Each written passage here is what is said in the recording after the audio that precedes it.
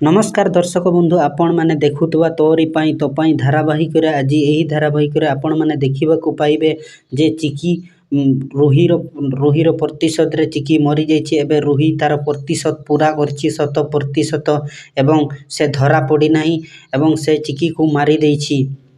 एवं से जेजेमार भूल बुझामणा आज जेजेमा रामर कथा न मानिबारु आज चिकीर जीवन चली जाइछि। आज दर्शक बंधु फाइनाली आज चिकींकर मृत्यु हो जाइछि एवं परे मृत्यु परे जेजेमा जानिबाकु पाइछन्ति जे चिकी ही प्रकृत रे सिया एबे चिकी बंचिबे कि नहीं किछि ग्यारंटी नहीं कारण एबे भगवान को ऊपर भरोसा चिकी बंचिबे कि नहीं